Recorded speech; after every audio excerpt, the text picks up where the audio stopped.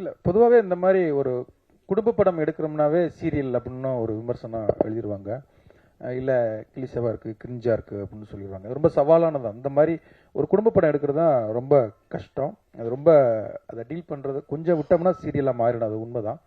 இந்த படமும் ஒரு கணவன் மனைவி உறவை எடுத்து பேசும்போது கொஞ்சம் விட்டோம்னா ட்ராமாவாக மாறிடும். அதுதான் சொல்லலை, ரைட்டிங்க்குன்னு டைம் எடுத்துக்கிட்டேன். அதை நீங்கள் படம் பார்க்கும்போது தெரியும். நிறைய கனெக்ட் ஆகக்கூடிய விஷயங்கள் நிறைய அதுக்குள்ளே இருக்கும். இன்னொன்று, இதை இப்போ நீங்கள் இந்த வருஷமே எடுத்துக்கிட்டிங்கன்னா பார்த்தீங்கன்னா, குடும்பஸ்தானாக இருக்கட்டும், லப்பர் பந்தா இருக்கட்டும், டூரிஸ்ட் ஃபேமிலியாக இருக்கட்டும், மாமன், எல்லாமே குடும்ப படங்களுக்குள்ள மக்கள் விரும்பி பார்க்க ஆரம்பிச்சிட்டாங்க.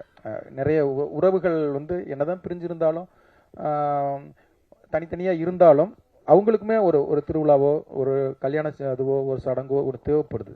அந்த மாதிரி உறவுகள் என்னைக்குமே அது தவிர்க்கவே முடியாது. இன்னைக்கு இல்லை, அது பாசமலர் காலத்து மட்டும் இல்லை, கடைக்குடி சிங்கம் காலம், தலைவன் தலைவி காலம் கிடையாது.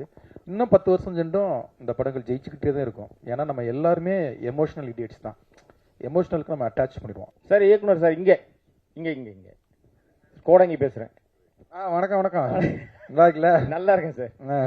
சார் ஆக்சுவலாக இப்போ தமிழ் சினிமாவுடைய சமீபத்திய ட்ரெண்ட் என்னன்னா, பேன் இண்டியா ஃபிலிம் இல்லைன்னா பயங்கரமாக அடிதடி வெட்டு குத்து ரத்தம் எல்லாமே பார்த்தீங்கன்னா அந்த மாதிரியான படங்களா போயிட்டு இருக்கும்போது, நீங்க பெரும்பாலும் ஃபேமிலி அஃபெக்ஷனாவே நிறைய படங்களை கொண்டு போயிட்டு உறவு விஷயங்களை, உறவு சிக்கல்களை எப்படி நம்ம ஒருத்தரோட ஒருத்தருடைய அந்த அஃபெக்ஷன் எப்படி அப்படின்றத தொடர்ந்து பண்ணிக்கிட்டே வரீங்க.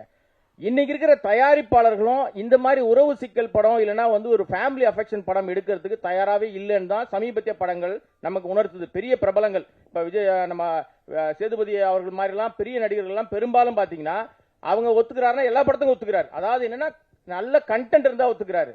மற்ற பெரும்பாலான நடிகர்கள் பேன் இண்டியாவா இருக்கணும், அந்த லாங்குவேஜ் இந்த லாங்குவேஜ் எல்லாரையும் போட்டுட்டு இருக்காங்க இல்லையா. இந்த கதையை இவ்வளவு ஒரு நல்ல ஒரு ரிலேஷனா கரெக்டா ஃபேமிலியா இருக்கிற அஃபெக்ஷன் கதையை எப்படி தயாரிப்பாளரை எப்படி நீங்க இம்ப்ரெஸ் பண்ணீங்க? இந்த கதையை எப்படி சார் ஒத்துக்கிட்டார் தயாரிப்பாளர் சார்? இல்லை, அவங்க ஏற்கனவே விசுவாசம் பண்ணியிருக்காங்கல்ல, அதுக்காகத்தான் இந்த கம்பெனிக்கு நாங்கள் வந்தோம். இந்த கதை அப்படிங்கும்போது குமார் சார் ஒரு 3 ப்ரொடியூசர் சொன்னார். ஆனால் இந்த கதையை உடனே அவங்க ஒத்துக்குவாங்க அப்படின்னு நாங்கள் இருந்ததுக்கு, ஏன்னா அவங்க பண்ணதுக்குள்ள அதை இது எல்லாமே இருக்குது.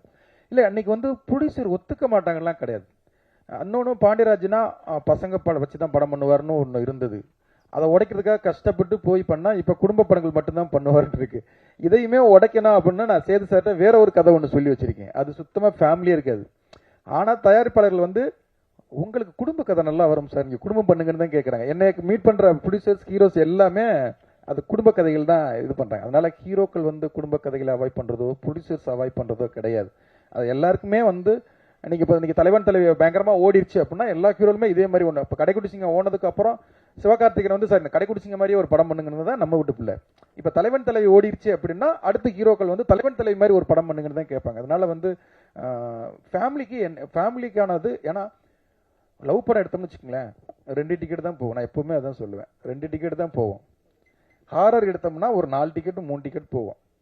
அது ஆடியன்ஸ் பிரிஞ்சு போவோம். ஆனால் குடும்ப படம் எடுத்தோம்னு வச்சுக்கோங்களேன், 10 டிக்கெட் 20 டிக்கெட் 40 டிக்கெட் 50 டிக்கெட்லாம் போகும். படம் பிடிச்சிருச்சுன்னா வாட்ஸ்அப் குரூப்பில் போட்டாங்கன்னா அது பிச்சுக்கிட்டு போயிட்டே இருக்கும். அப்படித்தான் கடைக்குடி சிங்கத்துக்குலாம் டிக்கெட் கிடைக்கல, நம்ம வீட்டு பிள்ளையே டிக்கெட் கிடைக்கும். அதே மாதிரி அதுக்குன்னு ஒரு ஆடியன்ஸ் இருக்காங்க. அந்த ஆடியன்ஸ் தான் நம்ம இந்த படத்துக்கான இது. அவங்களை டார்கெட் பண்ணுறது எங்களுடைய இதுவும் கண்டிப்பாக இது. அதாவது இது ஃபேமிலி படம்னு மட்டும் எதுக்கு ரெக்கட் லவ் ஸ்டோரி போட்டிருக்கோம்னா, இது லவ் பண்ணுறவங்களுக்கு நிறைய கனெக்ட் ஆகும். ஏன்னா ஃபர்ஸ்ட் ஹாப்ல லவ் எபிசோடு நிறைய வச்சுருக்கோம்.